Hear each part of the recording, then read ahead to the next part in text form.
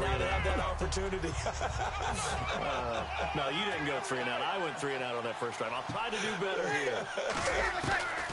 Now Breeze throwing on second down. And this is incomplete. With Charles Davis, I'm Brandon Gaudin. It's Saints football to begin quarter number 2. They've got it 3rd and 10 here to start things out.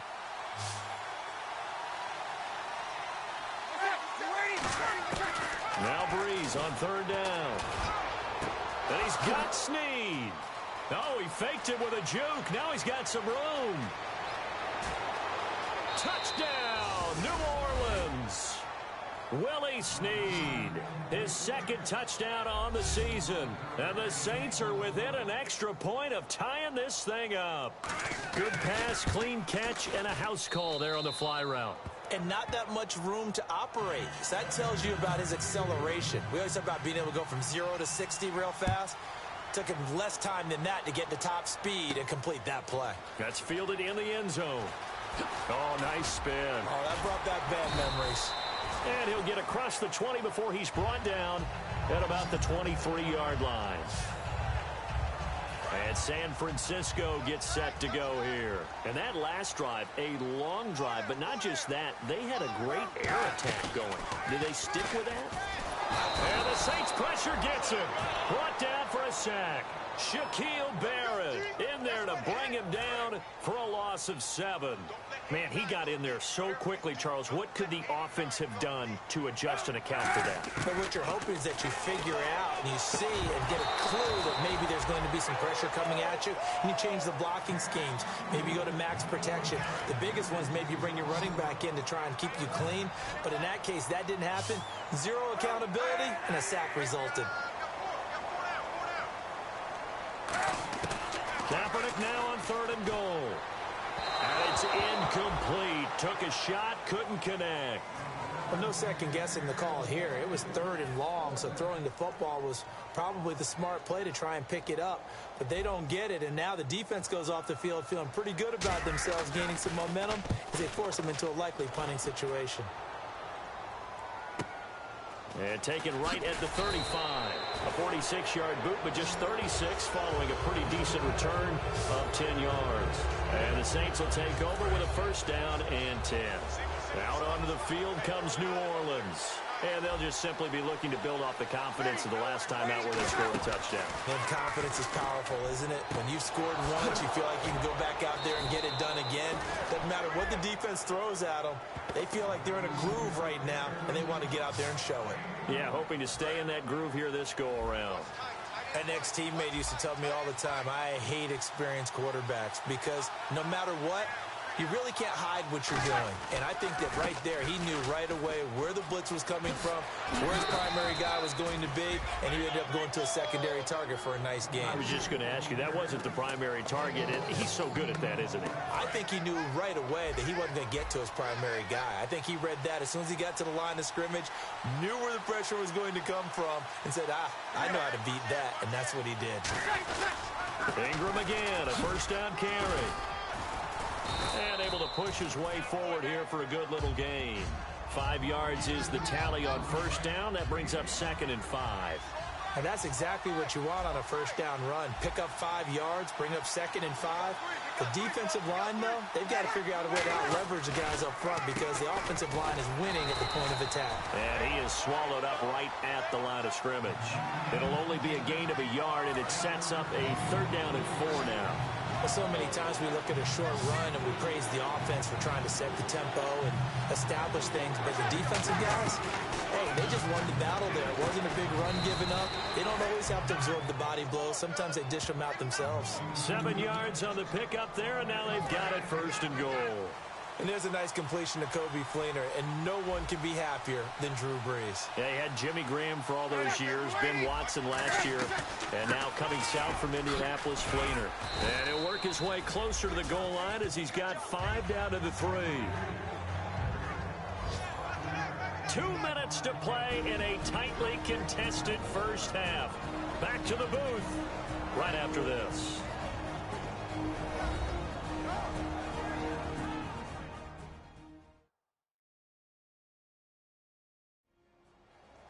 A reminder that when halftime rolls around, Larry Ridley will have all the highlights and analysis of this first half of play from our studios in Orlando.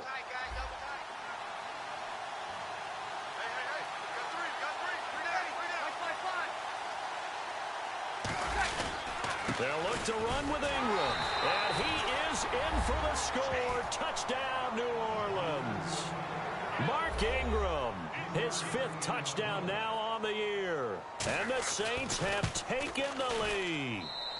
And he's got it. It's now a 14-7 ball game. So this drive spans 7 plays. And it's Mark Ingram who caps it off with a touchdown run. This is taken about 7 yards deep.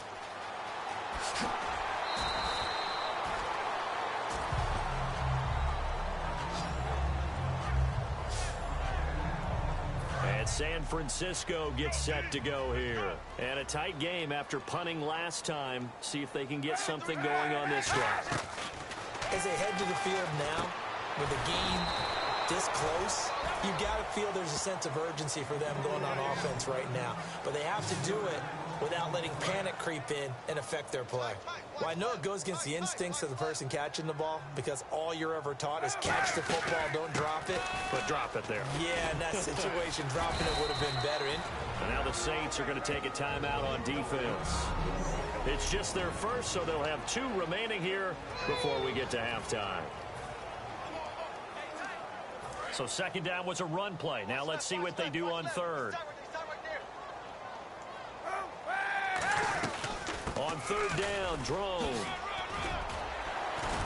And that little deke, the juke move that we saw, able to give him the first down yardage before he's brought down.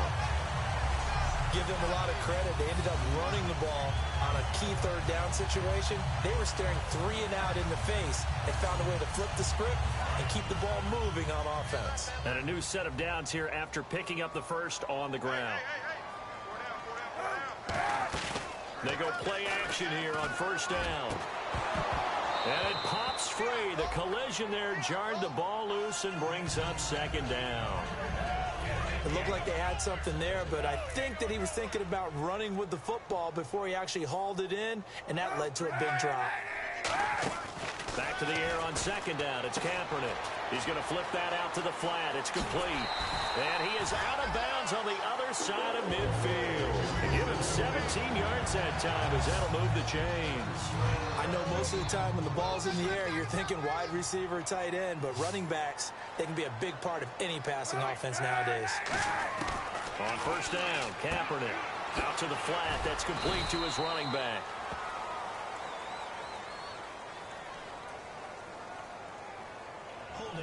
Offense.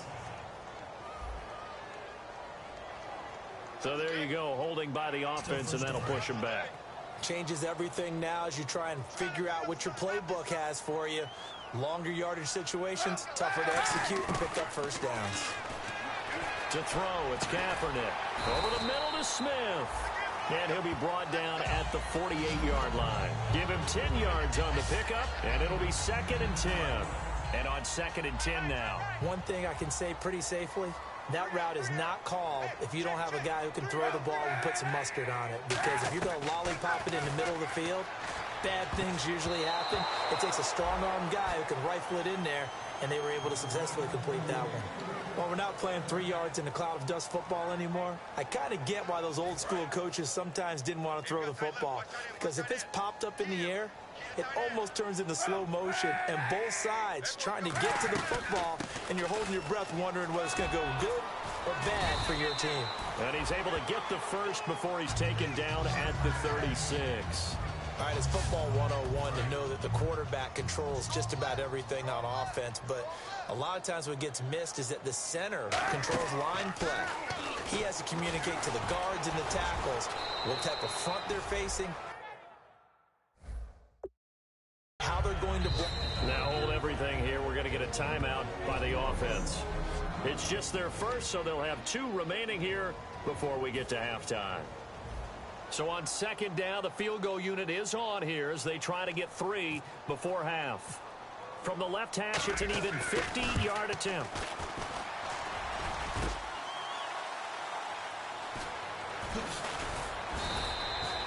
So we have reached halftime with the visiting Saints out on top. As we send you cross country to our EA Sports Studios in Orlando with our halftime report, here's Larry Ridley. Thanks, Brandon. Thanks, Charles.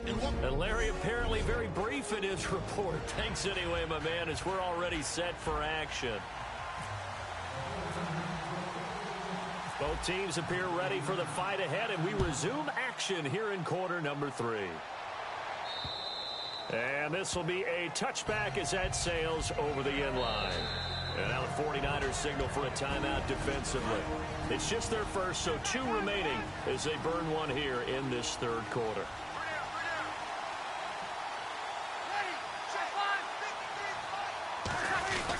And the third quarter starts with a run by Ingram.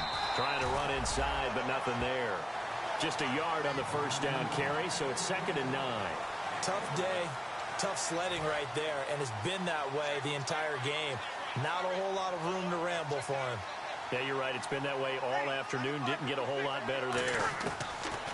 Breeze to throw on 2nd down. Caught right side. It's Snead.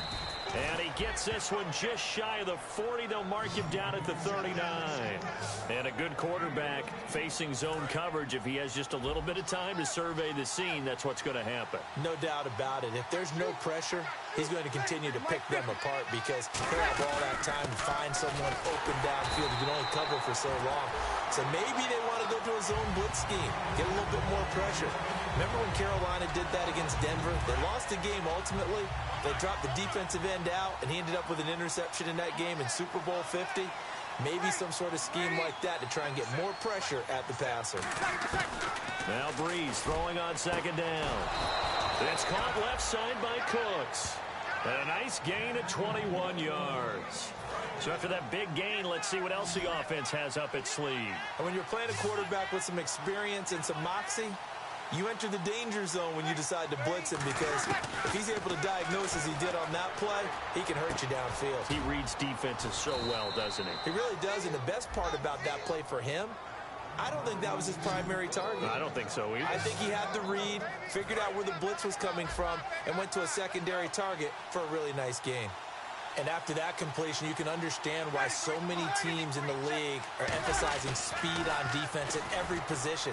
The tight ends have created so many tough matchups now. If you can't run with a tight end as a linebacker, this is going to be the result every time. It's a tried and true formula, and I don't think it'll change for as long as we play football. If someone's trying to throw the ball and you can put pressure on them and make it tough, that's only going to help your defense. Yeah, he's since being hurried. He got rid of it before taking the hit, but incomplete. He's going to leave this for his running back. It's complete. It's a gain of 5 on the play, and that'll bring up a 3rd down. And at his size, he's a smaller back. You can get him the football. He can kind of get lost, make someone miss. It's good for him. Yeah, it's great for him. I like what you said there. Sometimes he gets lost in the traffic a little bit, but get him out in the open field into some space. That's placed it. And he'll take it into the end zone for the Saints touchdown. Mark Ingram with his 2nd TD of the game, his 6th on the year. And the Saints add on to their lead. So on 3rd and medium, they dial up the pass, and it works to hit the end zone. And it's really not a surprise to me. That's a throwing down in the NFL because of how tough it is to run the football. But what offenses like to do is still show run formations to make them respect it and throw out of those. In this case, they took a nice shot at the end zone and made it pay off.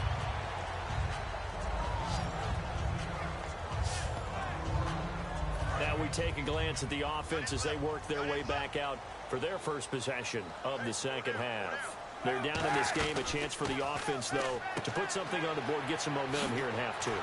Try and get things kick-started for them. And you know at the half, they discussed how they were going to get that done. This is where scripting comes into play a lot of the time. How many plays do you script coming out of the second?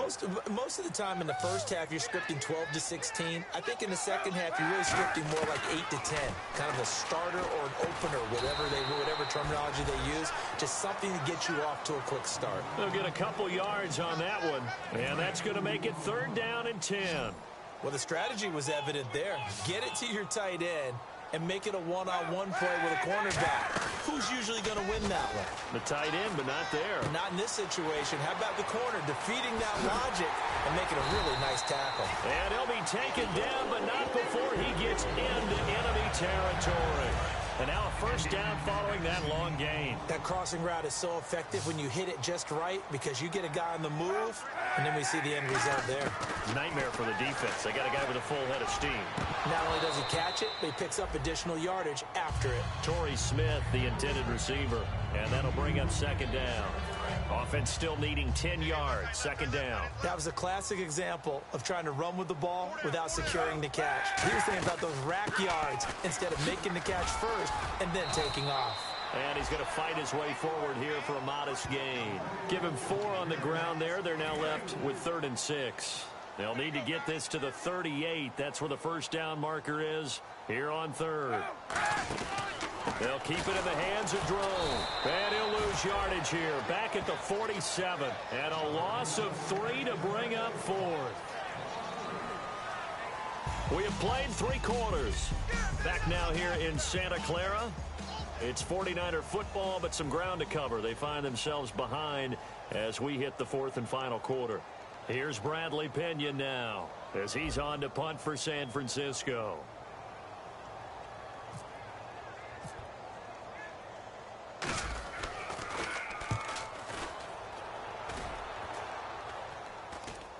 The call for a fair catch, and it's made at about the 23-yard line. That'll go down as just a 20-yard punt, and the offense will come back onto the field with a 1st and 10. Back out onto the field now comes the New Orleans offense. And that recipe on their last drive that resulted in a touchdown looked pretty good, so they'll be hoping to do that once more. It takes me back to when we sat with the offensive coordinator and the head coach. They felt pretty good about their game plan and thought there were some holes in the defense, and they exploited them the last time out. Let's see if they can come back and put together a similar drive. And we'll see if they can do just that. Second down following the run.